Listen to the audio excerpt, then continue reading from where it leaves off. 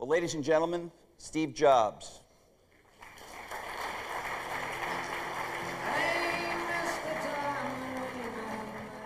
Thank you. I figured no point in an introduction, you know. Yeah. Well, when you were here last year, your music store, your iTunes music store had been out, I think, 2 or 3 weeks, and you showed it to people, and we talked a good deal about it. So let's start with that topic. Legal downloading. You've been the leader in it. Where does it stand today? How do you think it looks for the future? We've crossed 85 million songs, so 100 million is within striking range. And all the people that license music from the music companies have to report their sales data every week to SoundScan, which aggregates them. It doesn't break them out by company, but it aggregates them. And since we know what ours is and we know what the total is, we can compute market share every week. And we have about 70% market share of the legal downloads, which is great. So, but if you look at everybody together, 100% of the legal download market, we've gone from pretty much 0% a year ago to about 2% of the legally sold music in the US. In other words, if you take all the music sold on CDs, all the tracks, it's about 10 billion tracks. Now, people don't want to buy all of those, but they have to because they come on a CD. Yeah. So they buy some that they don't, but they buy 10 billion tracks a year, and our industry is approximately 200 million tracks a year rate.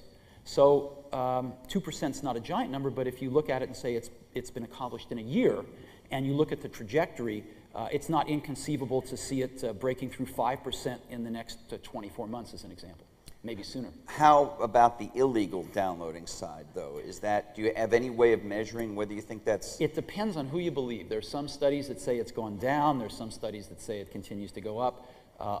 We don't know. Our take is that it's probably moderated a little bit and come down a little bit because of the threat of the lawsuits. But it's still bigger by some It's big. X than what you're doing, right? It's big, yeah. And that's what we compete with, really. I mean, we don't compete with the 30% guys anymore. We compete really with piracy and trying to offer a better product, which is what took us so long to convince the labels of, and continues to take us ongoing efforts to convince the labels that really piracy is what we have to compete with. Let's talk about the labels for a minute, because I think they're going to be Harvard Business School cases forever, taught about how to be really stupid in the face of technology.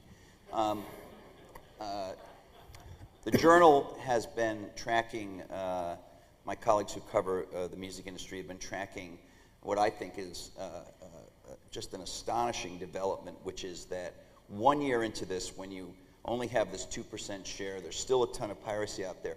They're actually discussing raising prices. They're actually discussing raising the price of singles. They've already begun, I guess, to raise the price of certain albums, not only on your store, but all the others that have licenses with them. What are they smoking there? What's going on? Well, you can't speak of the labels with one voice. And there are 5 major labels, and even within each of the labels, there's a lot of different voices. One of our concerns is we'd like there to continue to be 5 labels, which is why we've gone on record opposing the Sony-BMG merger, because we think right now it's better if there's 5 voices versus 4 or 3 or less. But within each label, there are many voices. And the problem is, if I said to you, you know, we're starting a record company or a movie company at Apple, if you were in the movie business or the record business, you'd roll your eyes and you go, no first-rate talent would ever go to work for them. You know, no good A&R people would ever go to work for Apple, because they can join the culture in the record industry, get paid more, get more recognition, et cetera, et cetera. In the same way, if you said a technology person's gone to work for a music company, we'd kind of roll our eyes. And we'd say, you're going to get a third-rate technology person working at a music company. And so there are people at these music companies that are giving advice to the people making the decisions, and they're giving them really bad advice. And what's going to happen if they say to you, our hot new singles have to be $1.29, not 99 cents? Well, we've just finished renewing our deals with the music companies. We had 1-year deals, and they were up in April, and we renewed them all. And we have longer-term deals now. So we're going to be at the prices we're at for the foreseeable future. And we had to express our opinion fairly strongly that we think the customer doesn't want to pay more than 99 cents for a song. And I think the customer should pay less than 99 cents, actually. maybe they should, but we don't think they should pay. We don't think they're going to pay more than 99 cents. And it turns out the music companies make more money when we sell a song for 99 cents than they do when they sell it on a CD. So you think this idea of raising the price is dead? Or? well, the prices aren't going up on iTunes, I can tell you that. Okay. Yeah. Let's talk for a minute about the overall direction of Apple. I was thinking this morning that if I were talking to you when you first came back to take over the company, or in the next couple of years after that, and our discussion was primarily about selling music or the iPod, this device that's been so successful at playing music, it would have seemed bizarre because you were a computer company. You still are, obviously, a computer company. You've always been sort of a hybrid of a hardware and software company, but around computers. Is Apple's future going to continue to be as primarily a company that creates and sells computers? Well, we do a lot of stuff. I mean, we make hardware. I think we make some of the best in the business. We make an operating system. We make really only the second high-volume operating system in the business, and we think it's the best now. We think Microsoft's following our taillights again, which is kind of fun, and that Longhorn's basically a copy of Mac OS X about a year ago, and so that's kind of fun. And we also make application software. We're the largest provider of pro video editing software in the world and things like that. And we also make this little thing called an iPod, which is really a special purpose computer. There's a lot of hardware and a lot of software in that thing. And we also run a service called iTunes, which is actually pretty complicated, but it just looks easy. It looks simple. And you can tell that because everybody thought it looked so easy, they'd make one too. And we've seen what's happened. It turns out it's a little harder than it looked. So we do all of these things, and that we will do even more. And we're having a blast. Good. I'm glad you're happy and having fun. But my question is the nature of the company, are we seeing the beginning of a change in the nature of the company? Most of the things you mentioned, other than the iPod and iTunes, are computer things. Sure. Even if it's application software, whatever it is, it's around this computer platform you have, and that's 20 years old. Clearly we're doing some new stuff. I mean, the iPod grew from nothing to $1 billion a year business by year 2. The iPod was 2 years old last November, and the holiday quarter we did over $250 million worth of business in the iPod. And we thought it would go down in the January quarter, but it went up. So the iPod's $1 billion business in 2 years. That's got to get our attention. However, if you look at the core of Apple, what Apple's great at is figuring out how to invent cool technology, but making it wonderfully easy to use. That's what we've always done. That's what the Mac was. That's what a lot of things we do are. So that's what the iPod is, and that's what the music store is too. And we're taking those core talents of the company and applying them to some end products where we don't have the 5% market share ceiling. And it's great. But that's my very point. You have this, for all the things you've done, we talked about it last year, I should ask you again now, the needle on Mac market share has not moved in any significant way up. Right. And you've come back, you've sort of rescued the company, you've done products that it's moved up almost in the every consumer reviewer market. likes, people love them, but you still have a very, very tiny market share. You say 5%, most of the studies show you at much less than 5%. Right. But with the iPod, and I've seen you say this in public before, it's refreshing to not be in single-digit market share. It is. Does that foretell a broadening of the company to doing, in selected ways where you can make an impact, other digital devices that are not full-blown computers? Have to wait and see. I'm asking you, though. Have to wait and see. We never talk about stuff that we haven't introduced. All right. Okay. Let me put it another way, maybe. Is there in the digital world, is there any reason there should be a difference between a consumer electronics company and a computer company that sells heavily to consumers? Just be theoretical for a minute. Well, they're all digital things now. The way we look at it is we don't want to get into something unless we can invent or control the core technology in it, because we'll get slammed if we don't.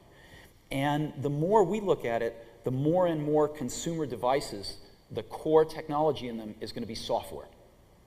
If you really look at the iPod, I mean, from the very beginning, we looked at that and we said, the ultimate competitive barrier is going to be software in this thing. We're pretty clever at hardware, but ultimately people will, copy us and do other things. but the competitive barrier will be software. And the more consumer products, as we see them evolve, the more and more they look like software in a box. And a lot of traditional consumer electronics companies haven't grokked software. Right. So since you do good software, by most people's account, does that mean that you'd be interested at least in looking at some of these other things over time? We look at a lot of things, but one of the things I've said to you before is I'm as proud of the products that we have not done as I am of the ones we have done. What's your favorite thing you've not done? PDA. Okay. We got enormous pressure to bring back the Newton or do a PDA. And we looked at it and we said, wait a minute, 90% of the people that use these things just want to get information out of them. They don't necessarily want to put information into them on a regular basis. And cell phones are going to do that. So getting into the PDA market means getting into the cell phone market. And getting into the cell phone market means, we're not so good at selling to the enterprise where you've got in the Fortune 500 orifices called CIOs. In the cell phone market, you've got, 5. And so we figured... Yeah, one of them's here, actually. Yeah, exactly. So we figured we're not going to be very good at that. And indeed, you go talk to the handset manufacturers now, and they're not real happy guys. Is there any prospect for a significant increase in Mac market share? And by significant, given the levels you're at, even another couple of points? We've got 25 million customers. And our market share has gone down some in education. Our unit volume in our pro markets has been low in the last few years because a lot of them have been advertising based, but that's really picking up now. But the unit volume being low has hurt us market share wise in the calculations. And our consumer market share has expanded, it's grown. We've got now over $1 billion retail store business that's bringing in a lot of new customers. Over half the customers that we're selling CPUs to in our retail stores are new to Mac. Almost all of them use Windows, and they're buying their first Mac. So I think we've got a very healthy 25 million customer base. And we love them, and we love to delight them with new products, and that's a very healthy business. But are you saying you're selling into your same base, that even when you get new people, there's some churn, and so you imagine yourself having this 25 million base, or is there a chance you can get a 30 million base? Well, we're trying, doing everything we can. Let me talk for a minute about these retail stores. I was stunned the other day. I was reading a trade publication in the consumer electronics industry, and they had an annual ranking of consumer electronics retailers. Mm-hmm. So I was looking through it. I wasn't thinking about Apple at all, and I was amazed to see that I think you're like number 23 or something in terms of consumer electronics sales, bigger than like J&R and a number of other well-known consumer electronics retailers. Was that your intention with these stores, or was your intention primarily to promote your brand? No, our intention was very simple. Our intention was that all of our competitors sell the same product. Right? They're all designed by the same company in Taiwan. That's not what Carly just said. Well, that's how we see it. And so at the point of distribution, you don't have to know very much to sell them. You don't have to be able to explain them because they're all the same. And you just have to be able to point to the one where your company gets a point more of gross margin that week. That's it. And we can't thrive in that environment. We innovate. Let's say we have a dozen major breakthroughs a year. We can advertise 3 or 4 of them, or otherwise, if we do more than that, the consumer thinks we're a little nuts. And so the rest of them have to be delivered at the point of sale. And we looked at the point of sale, and we said this point of sale is eroding. It's going to be Best Buy and other people like that. The competence level is getting less at the point of sale. Even if you train them, they turn over every 120 days, so it's impossible to get knowledge at the point of sale. And we wanted to make the best buying experience in the world because this was at the beginning of the digital hub revolution that we saw, and with digital photography, digital music, and everything else. And we thought people are going to need to know more about this stuff. It's going to get more complicated as we've got these amazing peripherals like digital camcorders and digital cameras that have to connect and make it all work. And we wanted to make the best buying experience in the world. And so that's what we've done. And what's been interesting is, we didn't set out to do this, but the record for going from 0 to $1 billion in retail sales was held by Old Navy. It's part of the Gap. We just beat it. Our retail stores went from 0 to $1 billion faster than anyone's ever done it before, faster than Old Navy, yeah. Are you losing money on those stores? No, we're making money. We're making money, yeah. So maybe you're going to become a retailer. We are a retailer, yeah. Amazing. Do you sell a significant volume of other people? I know you do sell other people's products in those stores. We do. One of the nice things is you can go in and buy... Not other people's computers, but a lot of... No, I know, but I can buy a digital camera, camcorder. I think you have some PDAs, things like that. Are you selling any significant volume of other people's stuff? Yeah. Okay, interesting. Let's talk about Digital Hub. You mentioned it a minute ago. Last night, Bill Gates was, I think, clear about this, what he felt was the centrality of the PC, acknowledging that they're making software for lots of other devices, but he thinks the PC is central. If I didn't misunderstand her, I think Carly was a little less emphatic about that just now. You've had this Digital Hub strategy, but since you came out with that a few years ago, we certainly have seen the cell phone as a great example. Lots of devices that can communicate with each other and communicate out to the internet, gaining more capability, where there are things you can do on, say, a Treo today that you would have needed a Mac or a PC to do a few years ago. Do you still hold to your idea that the Mac or the PC is the center? Oh yeah. I mean, where are you going to put your 5,000 digital photographs? You're not going to put them on your cell phone for safekeeping. Where are you going to put your, 5,000 songs? You're not going to keep them on your cell phone. What we see that the phones are. Well, I have my 5,000 songs on an iPod, right? And so.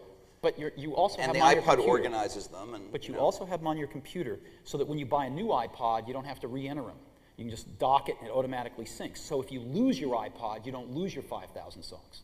So you have them on your computer where you've got this nice big screen to buy them off the music store and to search through them in your jukebox. And then you just sync them to your portable device to take them with you. But if you lose that portable device or if you upgrade that portable device, it's very easy to replicate what's on your akashic memory of your personal computer into that portable device. And that's what cell phones have been missing. Cell phones haven't docked with computers. And so every time you buy a new cell phone, you're sitting there putting in the numbers and stuff. It's crazy.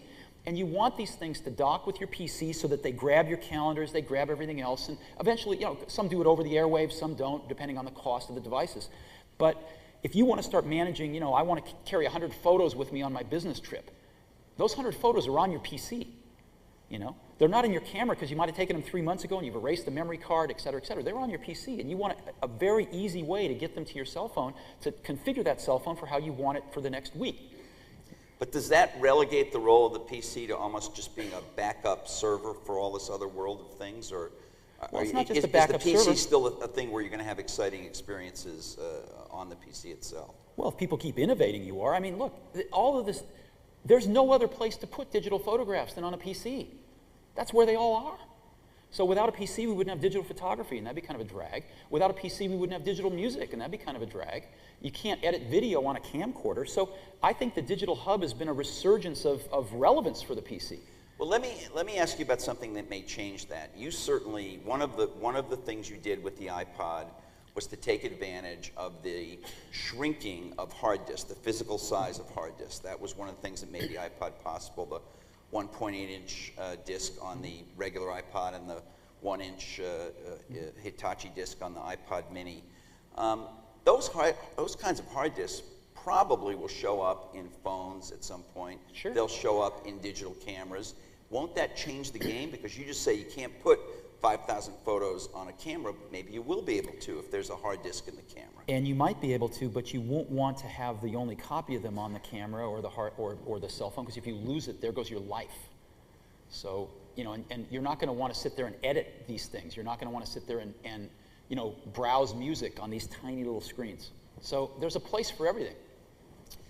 One of the things, despite Apple and you personally being identified so much with music and digital music and media and all that, but one of the things you haven't been very prominent in, or really at all, which actually Microsoft has done some work on, is this idea of the 10-foot interface, the Media Center PC, the further idea that they're going to roll out in the fall, right, and that a number of other companies are rolling out, of moving your music and your video around the house. Do you not believe in things like Media Center, that concept? I don't mean their product per se, but you not believe in that concept?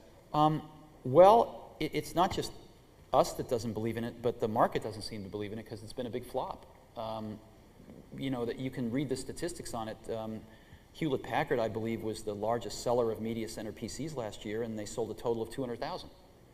So wouldn't that be good for you? 200? No, that's even a flop by Apple standards. That's and bad, the tablet yeah. PC, the tablet PC's been another one.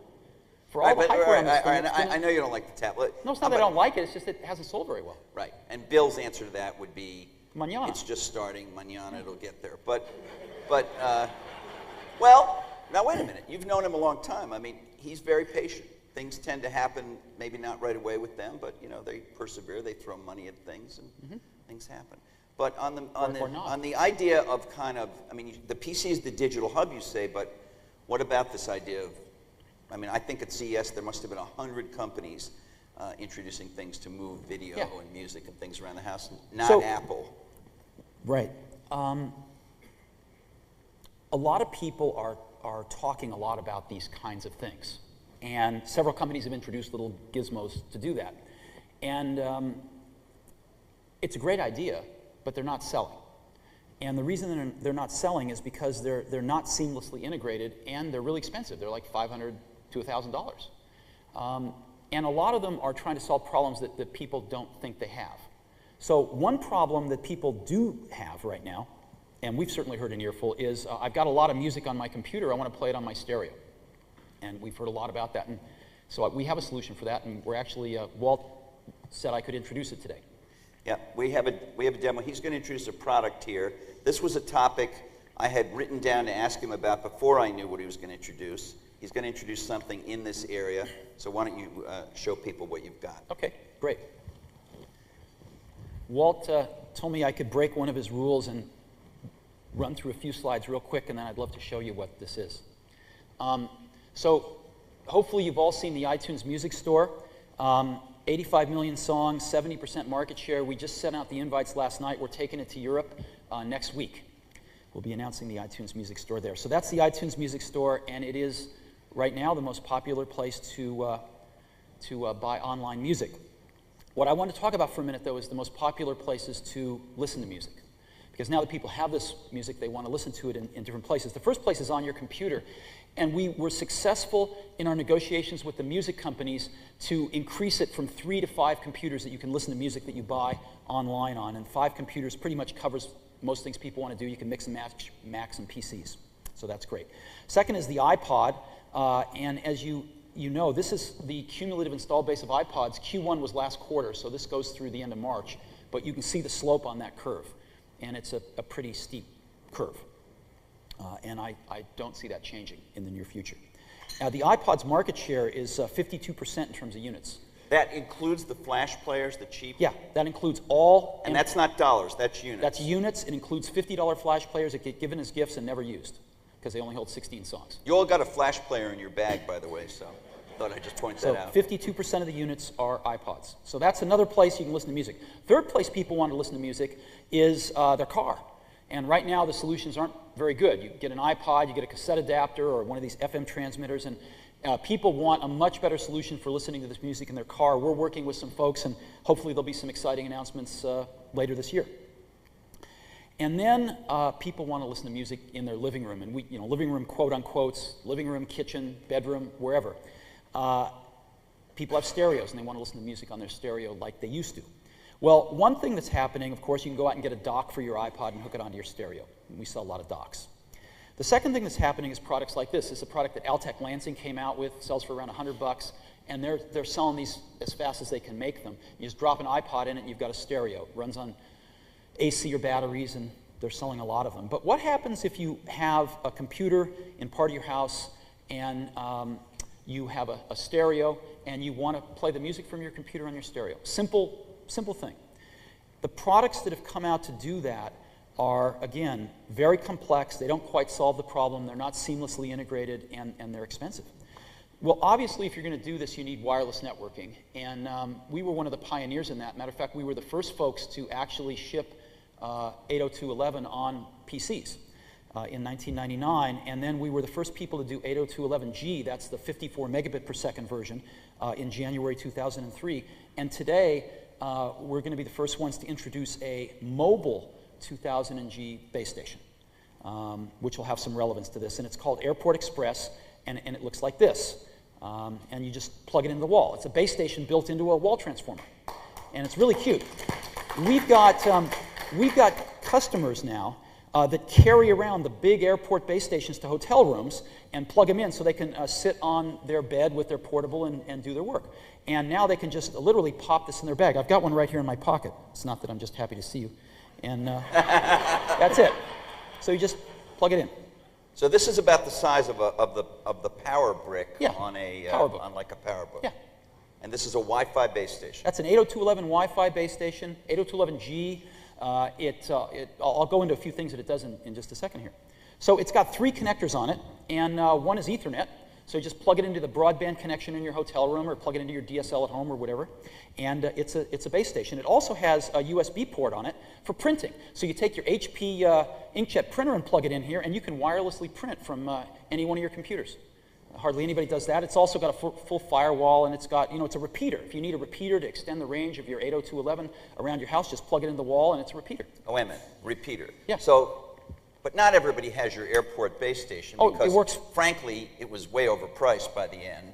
Yeah. Recently. So if I have a Linksys that Works I bought, fine. I can plug this into another room. Yes. It will pick up the signal and Yes. repeat it in the other room. Yes. That's pretty good. Yes. Is there a lot of, how about configuration? Do I have to go crazy making it work as a repeater? No, actually, what I'm about to say in a minute is this. We've made the PC a first-class citizen for this, and so we ship an app that installs this on a PC as easy as a Mac. PC Yeah. as easy as a Mac. Yeah. That's a good Just part. like iTunes.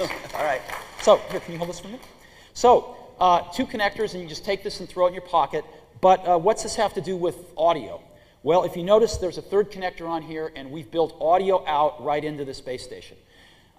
Analog and digital, right into every single one of these. So we've got analog and digital output, and the digital is fiber optic, so it's Toslink, goes right into almost every stereo. It's stereo and 5.1 surround sound. We do lossless data compression over the airwaves, so there's no loss of quality of your music over the airwaves. We encrypt the data stream to make the music companies happy, and we seamlessly integrate it with iTunes. So there's no separate software because There's most no of these that I've separate seen, software. you need to put a separate program. There's no software to buy. Okay. Yeah. We have a new version of iTunes that's available today. You can download it. It's got everything built in Okay. for free. It's Mac plus PC, as I said. PCs are first-class citizens, just like with iTunes. And so Airport Express, and we call it AirTunes. That's what we call this, sending music all around everywhere. So here's how it works. Basically, you have a Mac or PC, you have a living room. These things automatically find each other using our technology called Rendezvous, right? They automatically Now, wait a find each minute. other. Let's think about that for a minute. Yeah. Let's say that's a Windows machine. Yeah. It's going to automatically find this thing. I don't have to Yes. go into the Windows Yes. network It's going setup. to automatically find it because Rendezvous is built into iTunes. Right. So if you've downloaded Windows on your PC, Downloaded iTunes. iTunes on your Windows PC. on a right. Windows PC, or if you've got an HP PC, which ships with iTunes as the default music player, you already have Rendezvous. It will already automatically find this thing. And when it does, it will automatically transmit music to it. Again, you can have a second stereo, let's say in the kitchen, and you can select that one and automatically transmit music to it. You can have a 3rd computer, let's say a Windows PC in the office, and again, pick one of these things and automatically transmit music to it. So it's very, very simple, and it works. Now, the cool thing is it's automatically tied in with iTunes. When iTunes detects any one of these things with an audio output plugged in, it automatically creates a pop-up list down at the bottom and puts computer there, and that pop-up list will just show you whatever you've named these base stations. Name one living room, it shows up as living room. You select living room, your output from iTunes goes to it, it just works. Can I send an output to 2 different rooms? Not right now, you can only send it to one. Okay. Yeah. So, we think we've solved this problem, at least got a start at solving this problem, with Airport Express.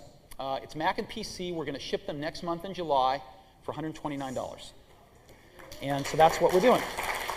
And so I'd love to show you. Okay. So I've got a Mac here, and let me go ahead and launch iTunes. And there's iTunes right there, and I've got some playlists here, and I've got mine here. I'm just going to pick a song, and I'm going to start playing it. Now it's playing on this portable. I'm going to put my mic up here. Can you hear that? And now what I'm going to do is I've got a stereo over there that has got a base station on it. It's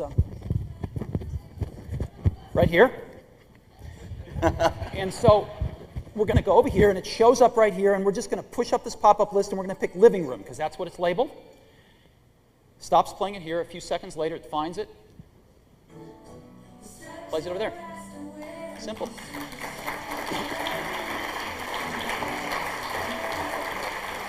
So,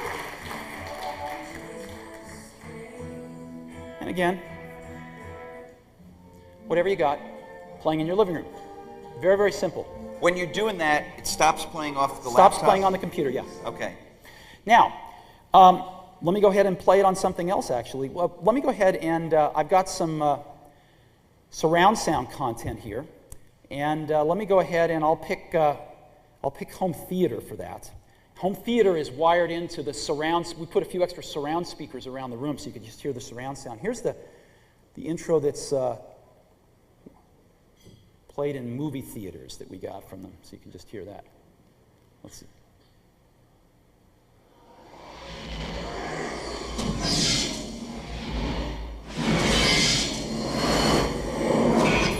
That's enough.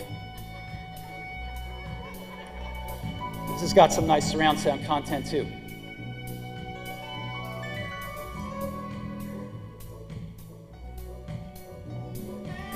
Anyway, it's pretty cool. It's pretty cool. Okay. Thanks. Sure. So this doesn't solve every problem in the world. It doesn't connect to your television and send video over or anything else. It begins to solve a very simple problem for $129, or if you need a base station anyway, for $0. Because it's just an add-on function Yeah. on the base station.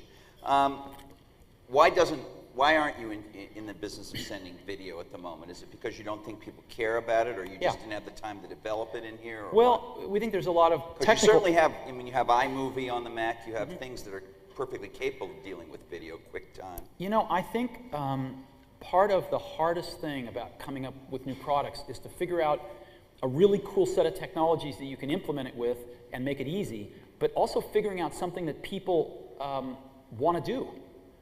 You know, we've all seen products that have come out that have been interesting but just fallen on their face because not enough people want to do them. And I think we know that a lot of people want to take music from their computer to their stereo.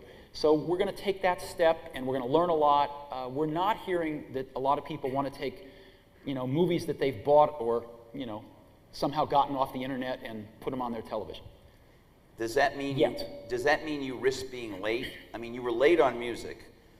You've done okay since then, but you were late on music.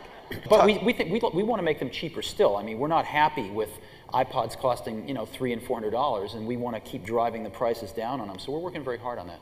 How low can the price of an iPod with the quality you want and all of that go? I don't know, but we're working hard on it. I do have to say, I should say publicly, since he's on the stage, when he brought out the iPod Mini at $249, I wrote a column that basically said, this is a really nice device, but it's $50 too expensive, and I'm not sure people will snap them up, and that was really wrong. Basically, you can't find one in the stores. We're making them as fast as we can. Is that because there's a shortage of the components, or? Well, there's not a shortage of anything. There's exactly what we planned. Just the demand is much bigger, and we can only ramp up the factory so fast on the hard drives. So you're feeling quite good about the music thing right now in terms of your market share for the players in the stores, but aren't you headed for real trouble? You can't possibly believe that Microsoft will have no impact on this when they bring their store out. Maybe you want to say that they'll have no impact. I assume they'll have some impact. Most people assume they'll have some impact. I think they'll have a lot of impact. If you're Roxio or Music Match, you're going to get destroyed. They're going to eat their young. So, you know, actually, basically... Dennis Mudd, the CEO of Music Match, is out here, so... You know, that's one thing they're going to do, and it will be painful to watch. The other thing... Yeah. The other thing, though, that you said is, you know, you're selling lots of iPods, you're feeling good. Actually, to be honest, the reason we're feeling great is because the iPod and the iTunes Music Store have caused so many people to rediscover music again. And one of the reasons we did this is we love music. We love music, and it's cool. This is altruism? No, it's that we love music, you know, and it's great. You said earlier in this conversation, you pointed out the truth that you haven't had great success in selling to corporations. Mm-hmm. You do have some products in that area. You do have some servers and so forth. We're doing pretty well with them too. For us. Well, that's what I was going to ask you. I mean, why bother? I mean, is there really a significant opportunity for you, or shouldn't you just admit that you're basically a company that sells to consumers and prosumers, and that's it? Well, our prosumers are what got us into the servers and the storage. I mean, we make a really kick-ass server with G5s in it, and we make this thing called Xserve, which is RAID storage, which is like, half to a third of the price per gigabyte that Dell sells server storage for. Yeah, but they sell a lot of servers and you don't, right? So what's the secret? Well, it's all relative. I mean, we started from zero, and we've actually surprised ourselves with how many we've sold. So who knows where it goes. But it is worth continuing to try and invest in, you think? Sure. In a significant way? We're very lucky in that we've got a successful, profitable business. We innovated our way through the downturn, and we have a lot of engineering groups doing some really fun stuff.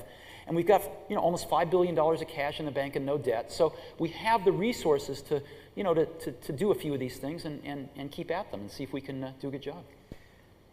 Let me ask about you personally. You're very unusual in that you're the CEO of two hot companies, really, Apple and Pixar. You had a huge success with Finding Nemo. I don't remember if is it still, was it the box office champ last year? $339 million. It was the most successful animated film in history. Shrek 2 may pass it, but so far hasn't. And you won, did you win an Oscar for that? Yeah, won an Academy Award for it. So how do you divide your time between these two companies? No, so, tell me, how much of your time do you spend at each one? Did you go there, Thursday and Friday, and you go to Apple Monday, Tuesday, and Wednesday? I mean, how do you do it? A little something like that, but there's email and things like that. So I'm in touch pretty much all the time. It all depends. When we have a movie coming out of Pixar, I'm there more, but I don't direct the movies. So would you like to direct someday? No. Okay. No, the talent we have at Pixar is off the charts. It's mind-blowing. And it's a privilege to hang around with these guys. And it's just, you know how when you go see David in the Academy in Florence, and you think, how could a human have done that? That's what I think every time I'm at Pixar. How could humans do this? Because these films are all handmade. I mean, they use the most powerful pencils in the world, but basically they're handmade. And the technology there and the artistry there is just mind-blowing. Last year you talked, because you have this dual experience, you talked, I think many people were fascinated about the differences in personality and the nature of creative people and technology people. It's a year later. Do you see any more kind of comedy there, any more coming together of those cultures? Yeah, a little bit, but it's slow going because they don't understand each other at all. I mean, I was at a meeting, Carly was at the meeting too. We were down with the Hollywood studio heads, invited several people down, Steve Ballmer, Carly, myself, and others, to talk about this whole piracy issue with Hollywood, because they are trying to get ahead of the curve and figure out what to do. But there's a pretty big gulf there. And it's, it's great that those things take place, but it's there's a big gulf. And the attitude problem is on both sides? No, I don't think there's an attitude problem. There's just an experience problem. That people from technology don't understand the creative process that these companies go through to make their products, and they don't appreciate how hard it is. And the creative companies don't appreciate how creative technology is. They think it's just something you buy. And so there's a gulf of understanding between the two of them. Do the people that you deal with in the movie and music industries, are they individually actually users of the internet, users of computers to the same degree that people in other businesses are and other positions are? Large dynamic range. But how about the people that really run these companies? Large dynamic range. Large dynamic yeah. range. Now, some of the smartest guys, like one of the smartest guys I've met in the music business is Doug Morris, who runs Universal, right? I don't think he's ever touched a computer.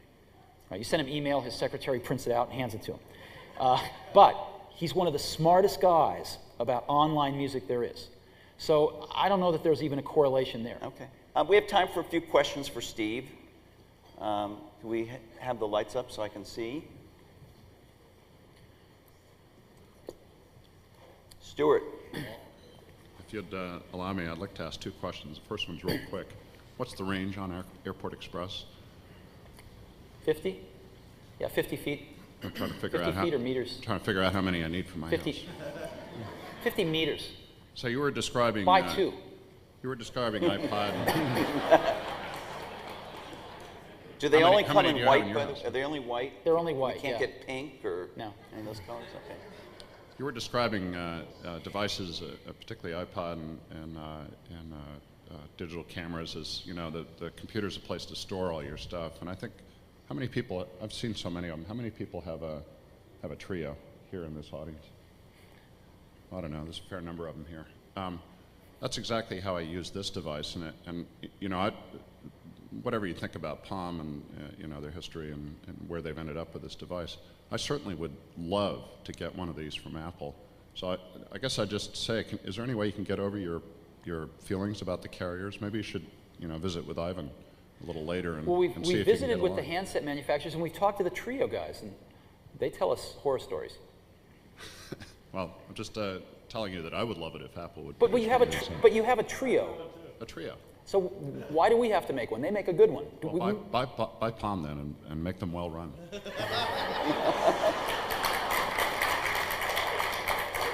Larry?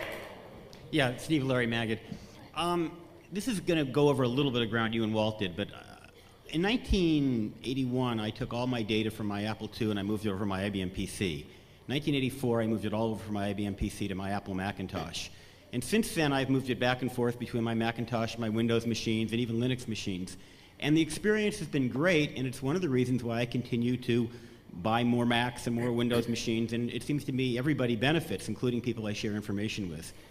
As Walt pointed out, I can't do that with my music. Sure you can. Not really. I have music that I listen to on my iPod, and I have music that I can listen to on my Rio, and some of the songs, the MP3 songs, I can move back and forth.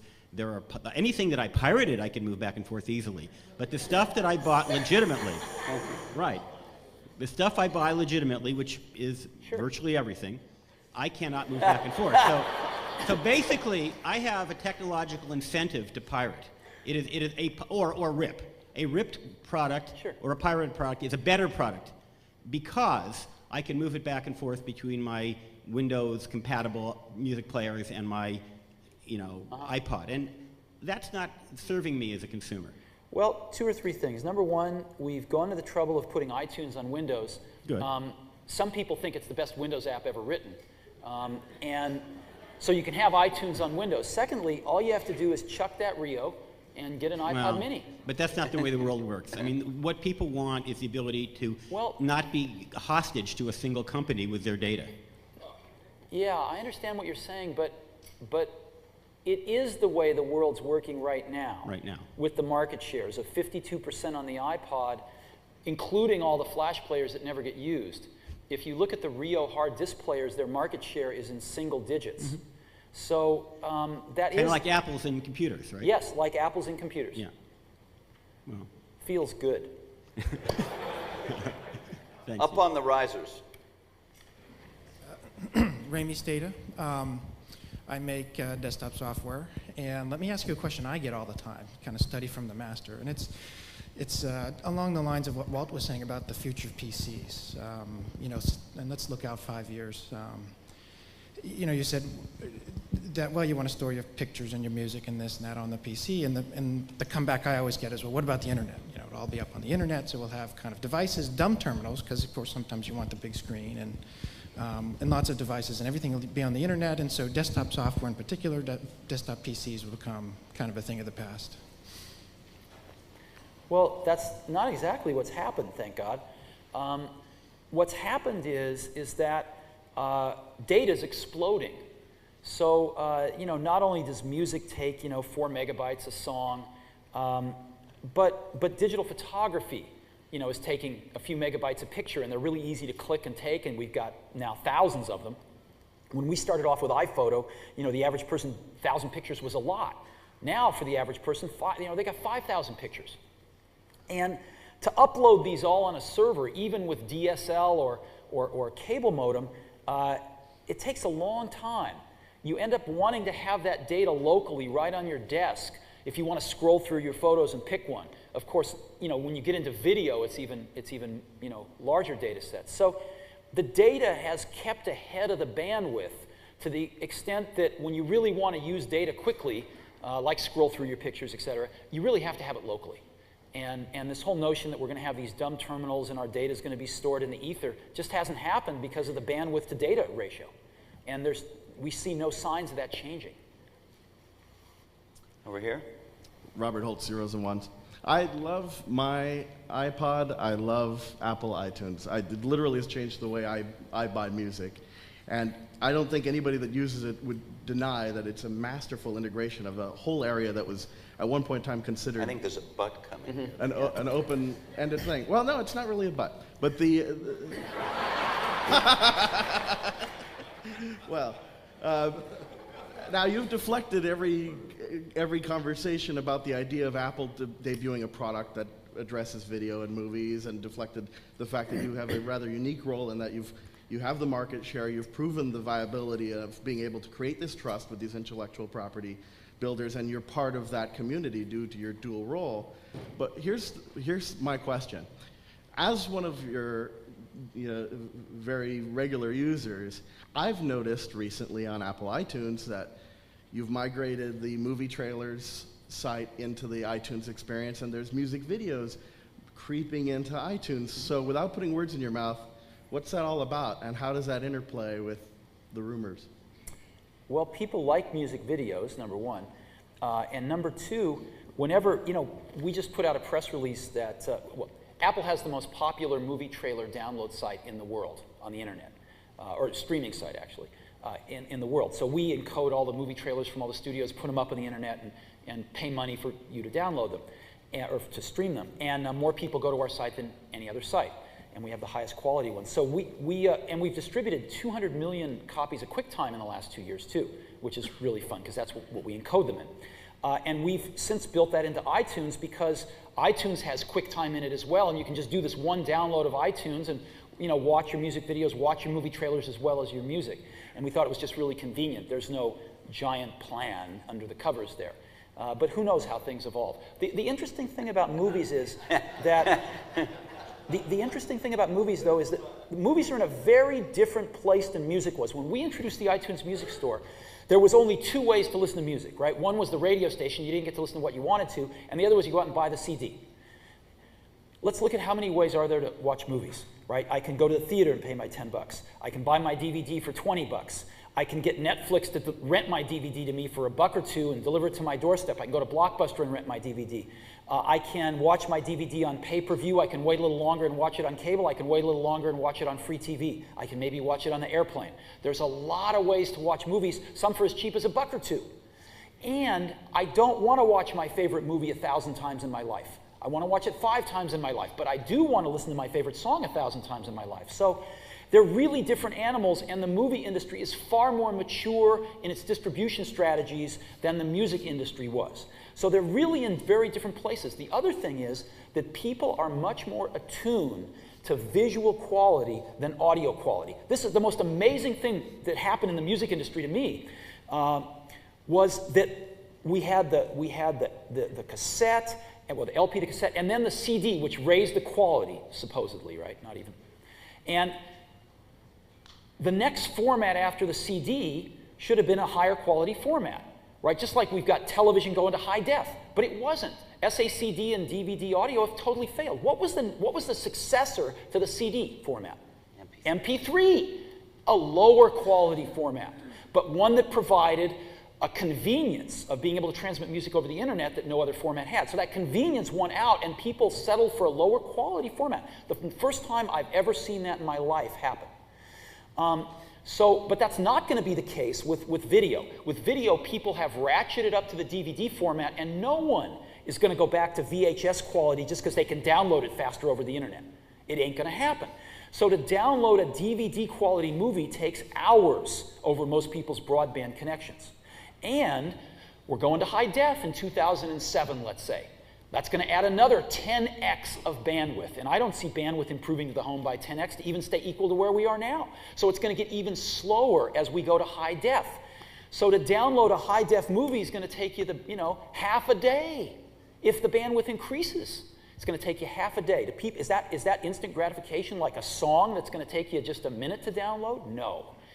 And therefore, the threats to Hollywood, of which we're a small member at Pixar, are very different than the threats to the music industry. And actually, the biggest threat to Hollywood isn't the internet. The biggest threat to Hollywood is DVD burners, right? Because what's happened in music, there's a double threat. One was the internet for the distribution of stolen property, but the other was that every PC turned into a little replication factory with the CD burner. And that's what's starting to happen with standard def DVDs. Now the DVD burners, I mean, once the CD burners hit 40%, it really happened. And the DVD burners are going to hit 40% in the next year, so we'll see what happens with standard def DVD. And Hollywood's big challenge is, what do they do about high def to make sure it doesn't happen? And that is probably the crucial challenge for Hollywood in the next decade, much more so than the internet. And likewise, the internet might not be as big of an opportunity. Part of the other problem with the internet and downloading movies, other than it taking half a day, is they go to the wrong place. Most people don't want to watch movies on their PC. And they could stream them to their television, but there's issues with all of that stuff. So, Thank you very much. thank you. Really appreciate it. Let me give you this.